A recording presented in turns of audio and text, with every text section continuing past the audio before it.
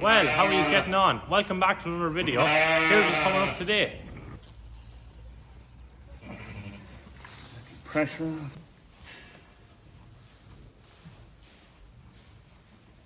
Getting out the last load here now. There's going to be 12 ewes and 15 lambs out here, 9 singles and 3 doubles. So they'll be good enough out here. Good.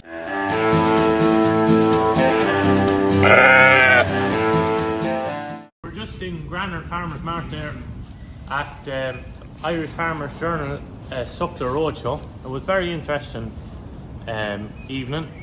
We showing progressive genetics calves from some of their sires, and it was showing herd health plans, the correct way to use a calf and jack, a few bits and pieces like that. So here's a few clips from it now. Cheers.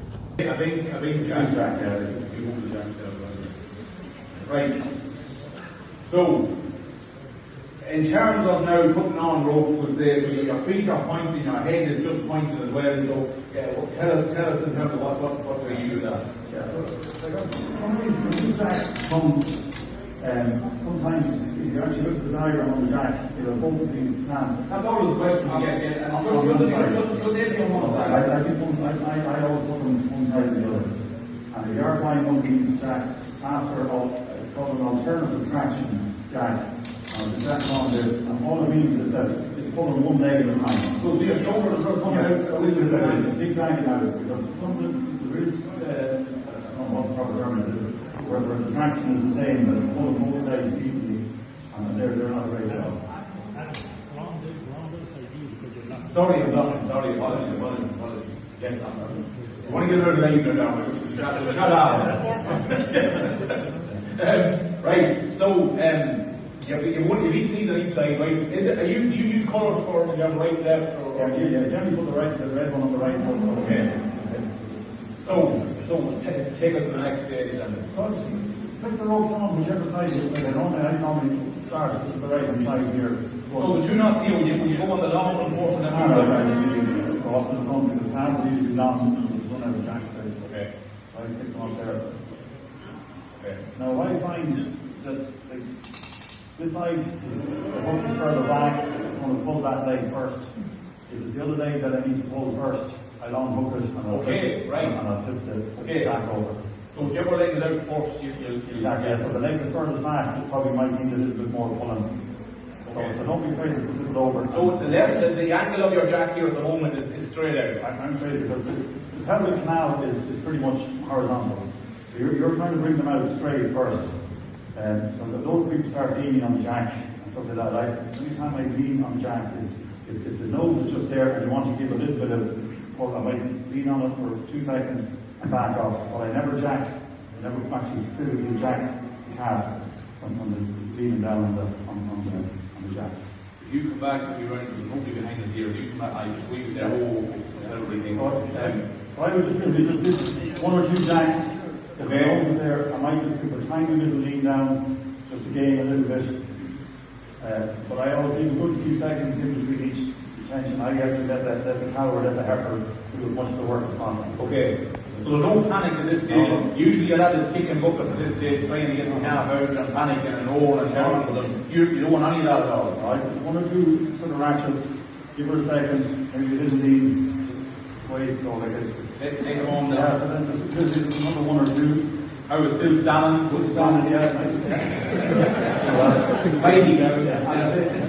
Sometimes just get the head out, you might have to lean just for. Okay. So you're using a little bit of a lever as you go. So tell me about getting some, put on the way to the head is just popping out. So getting caught now at the chest. Is that the worst place you can get caught? Yeah, okay. You're feeling a lot of pressure before you get the head out, then you're in trouble before you start. So I often stop at this point. Is it too late at this point? No, obviously when the head is out, you're in trouble. But I often stop and still jacking away. I even when we get it out, there's too much pressure. The head is really under stress. I've often stopped then and just push the calf back in and bring it back. Bring it back. Okay. You didn't ring it again in 20 minutes and ask, where are you? Okay, so take them on with the so say this like doesn't get stuck at the shoulder, right? Okay. How quick the progress is? I would like to tell you is if you're up too much of a full stretch, the intercostal muscles on your subject. There must be something on there. Finishing, you need carcass weight and you need carcass confirmation. Okay, yeah.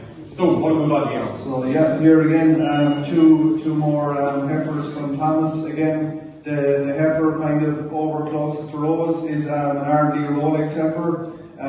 Again, very shapy heifer. I saw Charlie started animals. One sired by Kluner doing Ricky, he's a piston son, and the other is sired by a bull called Currabon Rory. Rory is bred not too far from here in Longford, and yeah, he's the son of Lilac Digger. And I suppose just to touch on Thomas's farm, Thomas works alongside his son and grandsons. He's a kind of 50 cow suckler herd, and all his bull weanlings are sold at kind of 8 to 10 months of age. He selects a couple of heifers for breeding, and then the remaining heifers are either sold at 20 months of age, kind of fat stock shows and sales, or either kind of brought and finished. So that's Thomas's system. So we go through them here. So 974, I think it's the one on my left hand side here is the Currabon Rory. So good feeds earlier, you'll be able to get them in calf younger, they'll show stronger heats, they'll go back in calf quicker, so you basically get more calves out of them over their lifetime. So you need fertile, you need milk, which means rare calf, very good legs and feet, nice udder, good temperament. So there's an awful lot in a good suckler cow. Yes. But to sum it up, a good balance between maternal traits and terminal traits. So I'm just here now after picking up a low loader there off the fella, bringing it back to my uncle's place. She's a McKee, big lump though, so it is. I couldn't tell you what size it is. I said the trailer weighs about 10 ton, and you feel it behind her now. So on the road from home here, handy enough spin, 40 minute spin. It's lovely colour, the nice blue, the Holland sort of blue. So we're tipping along here nicely now, taking our time, and we'll be home. We're about 20 minutes from home now, we're halfway back, so that's the crack now. Just getting them banded up here now. That single now, she lambed herself, they lambed themselves. That black lad there, he was pulled, he's a big fella. And then this one was born first, and he's banding, the main man is banding here now. So in for a suck, monster of a pair of lambs now for doubles. They're doing well so far, and that right? Yeah, that's right. 5 lambs now today. Great day for lambing. So we're all good in the hood. 2 doubles and a single.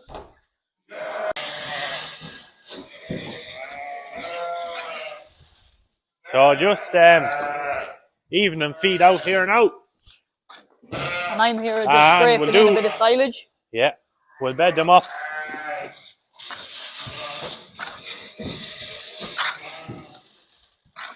They're due a good bed in here now. So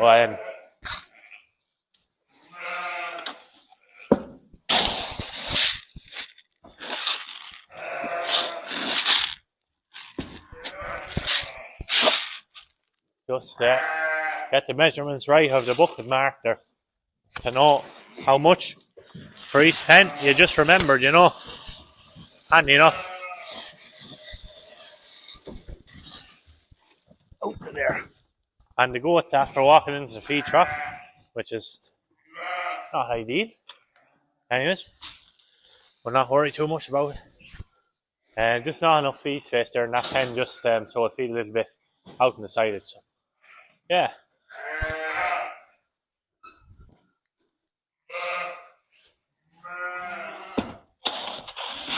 I moved the triplets trough here just to the outside, a little bit handier, and they don't need as much room for silage. So they were just stepping in the trough. They used to walk on the trough, and it's harder to get in, so it's easier there now.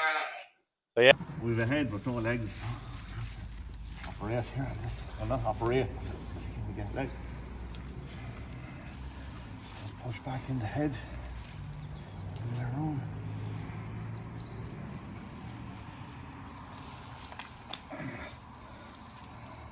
Most times they come with one leg, so Hopefully this is one of the only times it doesn't.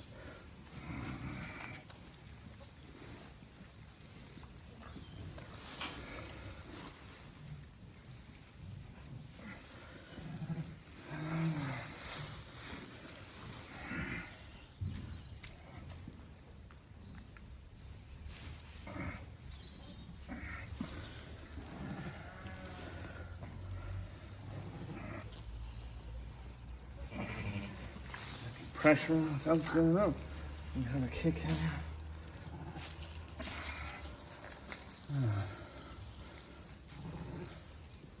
here. Just give me a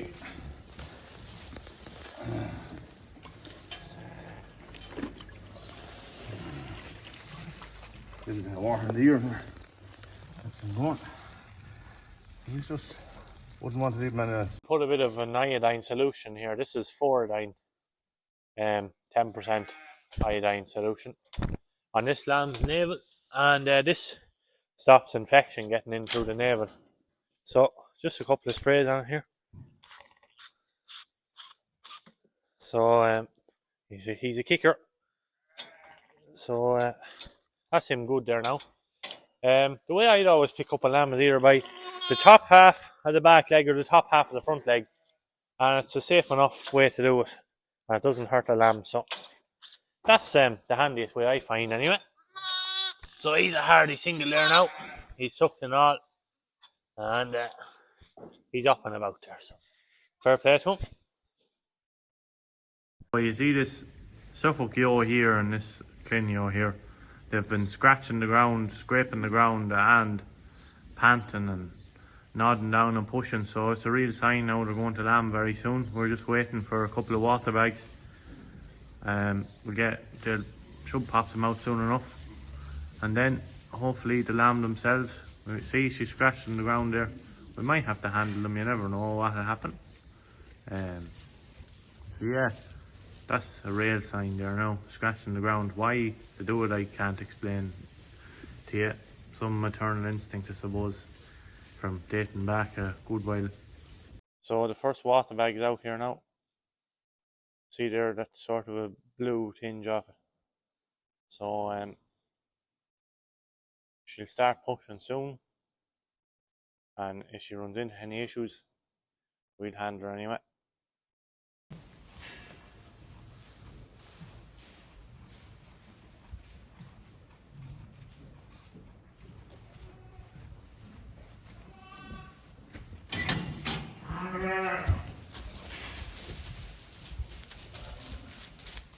That damn will ever survive unless I come in here.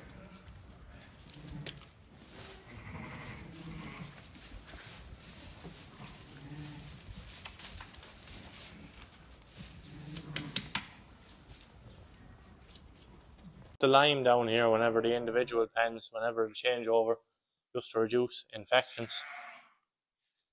The lime will kill bacteria. So we got off to a great start. The actual due date for a ewes to start lambing is the 1st of February, which is today. So we have 10 live lambs today. Doubles there are just born. Another set of doubles. Another set of doubles. Another set of doubles. And we have 2 singles in here. One of them is a double, but it was a hard pull. The head was well back. The lamb lived for a few minutes and he died then. So it's a pity, but she's 1 live lamb. So 11 lambs born today, 10 alive. Good day's lambing. Might be a couple more yet. There's a couple showing signs in there. Middle pen of doubles. So I'll go out and show you yesterday's lambs. 5 lambs yesterday. I'll have them outside here. They'll go in and out themselves. So 2 doubles and a single. Then out in the field, we have the ones that were born a few days ago. They've been out here for a good while now. How many's out here? 6? Oh, I know 5 lambs, and I'm wrong. I have 4. I don't know what I have out here. No, there's 5 out here, and there's 5 out here. There's 5. There's 3 singles and a double, and 2 culios out there. So yeah, that's the crack now. Here today, very busy day at lambing today. So the lambs are alive now, good and strong. So they stay motoring anyway. And we moved a few triplets over into the double pen because we're well on now and we're running out of space for lambing pens. So we have 4 triples in there and the 2 singles, and if there's any more stronger singles, we'll just put them in there. Yeah, just tighten room now for the individual pens at the moment. We've a couple made up here. It's you get tighten room when the old twine comes out and the cable ties, you know. So I've 2 ready to go, 2 small pens ready to go there. These 2 here, these were born about 10 minutes ago. So yeah, sure, they're motoring away. She lammed herself. Monday now, I've just a lot of strong singles here. I'm moving up the road, 5 of them in the trailer here now. Handy bit of a trailer this for the job. So you put the lambs into the front, and the idea is you always follow them up, but it doesn't always work. I had to throw a couple into it there, but sure, look, that's the crack now. We'll get these shifted up the road. We're going to take these out here now. That's the first 5 out now on the meadow. So we'll take this off then and we'll fertilise it now in about 6 weeks for silage. So that's the crack. Getting out the last load here now. There's going to be 12 ewes and 15 lambs out here, 9 singles and 3 doubles. So they'll be good enough out here, good strong grass. I give them an old pick a meal once a day there. And that'll do these now for a few weeks. This ewe here had a prolapse. We had this harness here around her for the last couple of weeks. We took it off her last night and she threw out these triplets there this morning. Not bothering them. They're all up, doing great. I'm after setting up a few gates here, just a lot of doubles here that I want to keep an eye on, and they can go inside or outside. They can go inside to feed meal there in the trough, so indoors, outdoors.